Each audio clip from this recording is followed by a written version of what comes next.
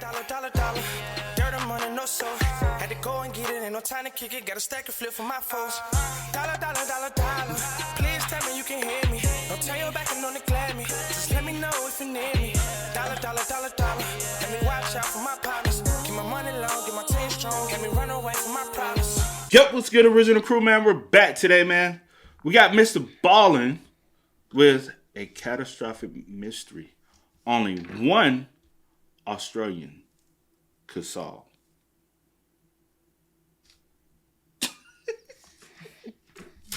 Dude, I'm gonna say, just do it, girl. Like, dang, at this point, just do it. Just do it. They're gonna hear it regardless. You know, you miss fidgety.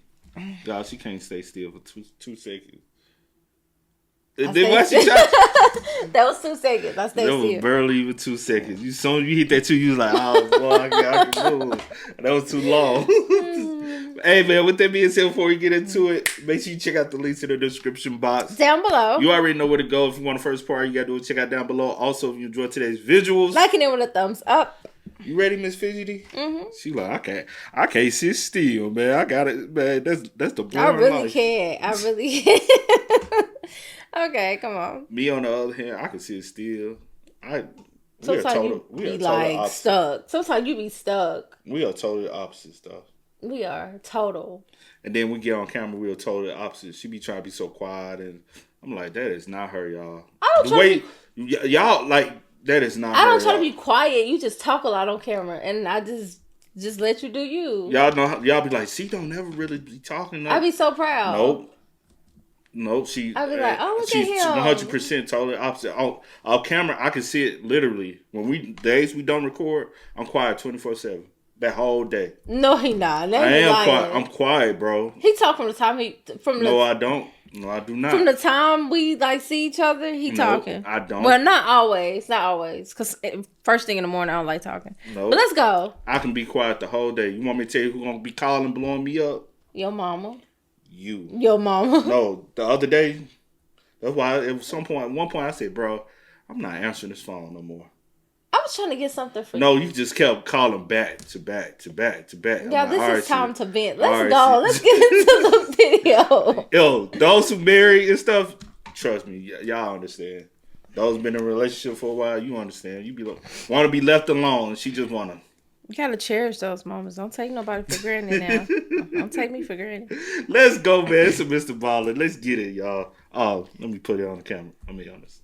One evening in November of 2016, a professor was sitting outside in his backyard during a torrential thunderstorm. The sky was black, rain and hail were falling everywhere, and all around him, all he could hear were countless sirens. The city was in the middle of a full-scale disaster. But this professor was not actually shocked, because the day before, he had predicted this, and he had tried to warn people, but his warning had not worked. And now, people were dying in the exact way he knew they would. But before we get into that story, if you're a fan of the strange, dark, and mysterious delivered in story format, then you've come to the right place because that's all we do, and we upload once a week. So if that's of interest to you, please buy the like button, a gift certificate to a massage parlor, but before they go in, make sure to replace all the massage oils with honey and fire ants. Also, please subscribe to our channel and turn on all notifications so you don't miss any of our weekly uploads. Okay, let's get into today's story.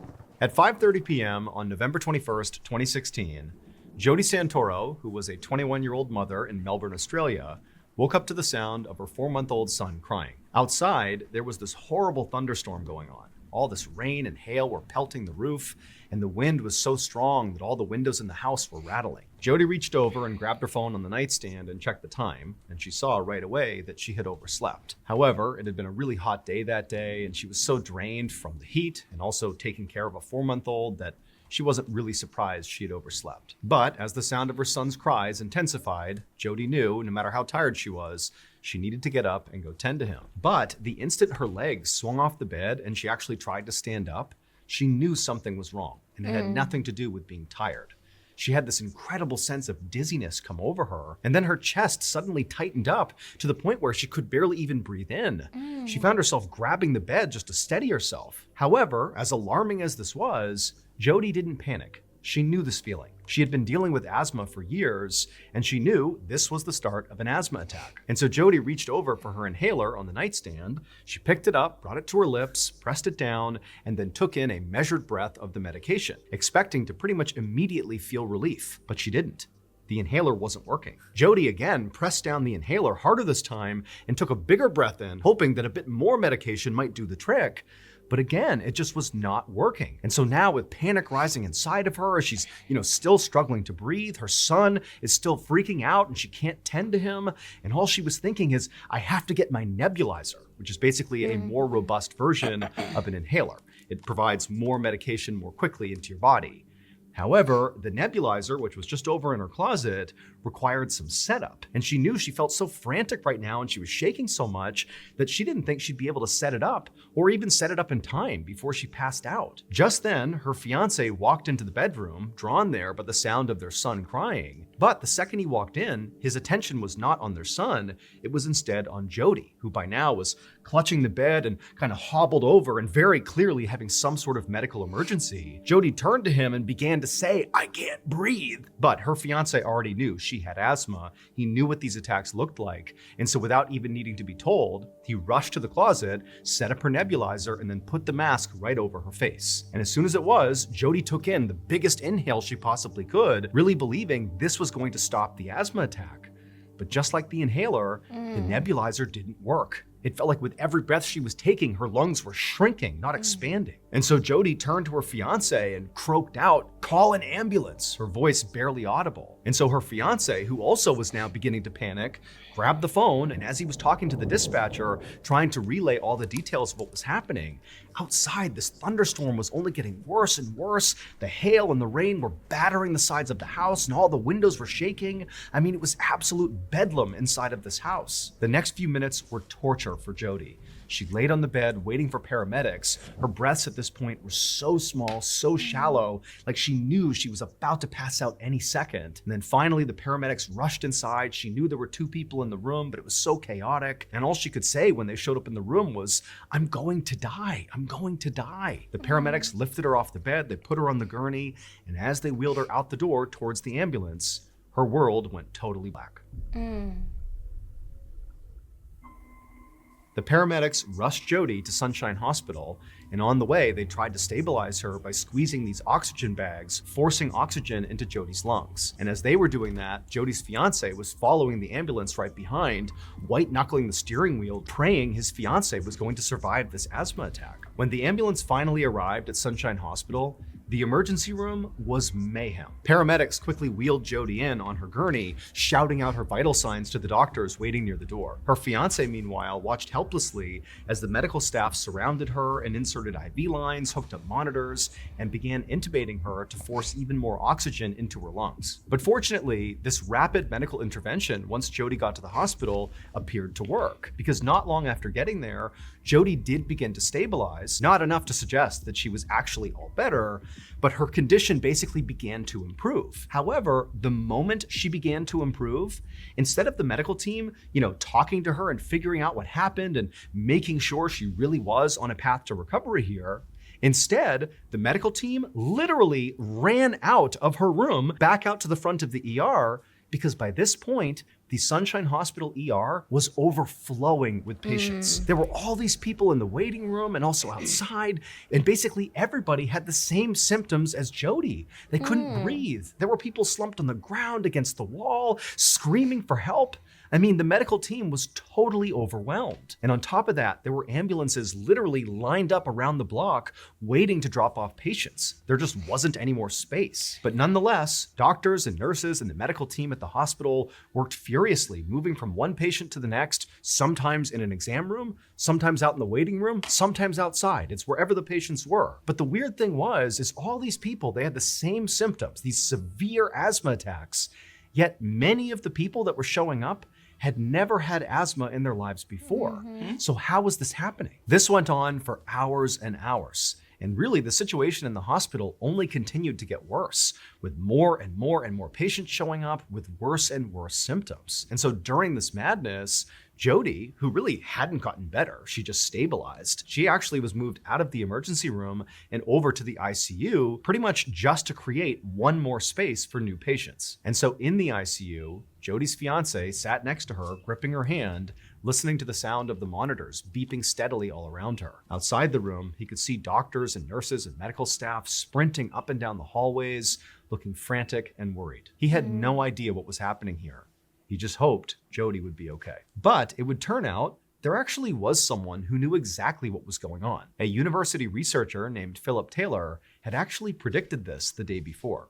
Professor Taylor was an expert in atmospheric allergens, a field so niche that barely anybody outside of his small research circle had even heard of it. And so on the afternoon of November 20th, the day before, Taylor had been at home in his office analyzing data when he noticed something very alarming. All of the ingredients for a catastrophic event were aligning in the forecast, and the patterns were so precise that it stopped him cold. Taylor was stunned. He'd spent years studying the effects of weather on public health, but he'd never seen anything like this before. And at the same time, Taylor also realized that as alarming as this was, very few other people, if anybody, would see this as a problem. He was like the one person in the world that had the expertise to see how catastrophic this might actually be. And so desperate to warn others, he wound up posting a very urgent announcement on this weather website that he managed. But unfortunately, it just wasn't seen by enough people in time. And so now, as hospitals all across Melbourne overflowed with people gasping for air, Taylor sat in his backyard watching the storm unfold. The sky was pitch black, rain and hail was coming down, the wind was whipping, and off in the distance, all he could hear was thunder and sirens. And he knew, unfortunately, his prediction had been right. Just like Professor Taylor's weather models had predicted, on November 21st, 2016, Melbourne, Australia was hit by an extremely rare event known as thunderstorm asthma. This deadly phenomenon can only occur when three very specific weather conditions align. 1, high heat during the day. 2, a very powerful thunderstorm. And 3, extremely high pollen levels. Melbourne's heat that day had caused unusually high concentrations of ryegrass pollen to hang in the air. And then when that huge thunderstorm rolled in, the intense humidity, the wind, and the rain shattered the pollen grains into microscopic fragments. And then these tiny particles, which were way smaller than regular pollen, were carried by this storm deep into people's homes and into their lungs. Unlike normal pollen, these microscopic fragments bypassed the body's typical defenses and embedded themselves deep into people's lungs, causing severe and sudden asthma attacks. Now, for people who already had asthma, this was catastrophic. But even perfectly healthy people found themselves gasping for air, overwhelmed by the sheer density of this microscopic pollen. The storm had essentially made the air everybody in Melbourne was breathing deadly. As for Jodi Santoro, she would spend days in the ICU, hooked up to monitors, with machines pumping oxygen into her lungs, while her body fought to heal. But she was lucky. She would eventually recover. And in the days that followed, she would learn the full scale of what actually happened in Melbourne. Nearly 10,000 people had flooded the hospitals across Australia, complaining of the same symptoms that Jodi did. And unfortunately, of those 10,000, 10 people actually lost their lives. Many of them were totally healthy and had never had an asthma attack in their lives before. For Jodi, despite surviving this ordeal, the awful memory of what happened on that night will forever be on her mind. She is now all too aware of how fragile life can be and how quickly things can change. Facts. That's crazy. It's at the end. I'm going to play you a clip from my other podcast. Yeah, that's sad, bro. Just living life. Especially for like the ones that never even experienced that, because like for Jodi, for instance, she's like, okay, it's an asthma attack. I'm having an asthma attack. Something's happening. She has like her pump and, to be able to, try to. Even though it wasn't gonna help now. Yeah, it wasn't gonna help, but she has like things to try. But people that and kind of had an understanding that this is an asthma attack. That's what it is. For people that have never experienced that, just imagine how they feel. And for the ones that, unfortunately passed from it.